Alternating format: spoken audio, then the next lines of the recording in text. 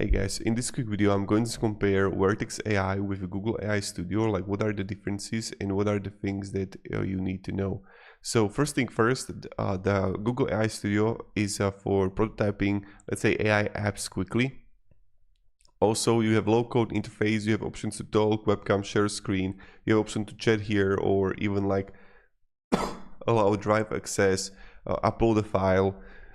And the Vertex AI, on the other hand, is like enterprise grade end-to-end ML platform. So this is for full ML model development. Also powerful generative AI support. You can like test generative AI models. So that's something that you can actually get here. Also, like for the Google AI Studio is for rapid prototyping, prompt design, model exploration, and this is like end-to-end AI ML development, deployment, and production. So if you're like, let's say, developer or researcher, the Google AI Studio can be effective. But let's say that you're like enterprise team or data scientist, then the Vertex AI is the way to go.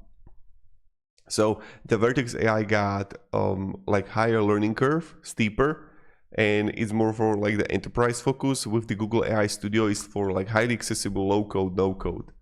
So that's pretty much it.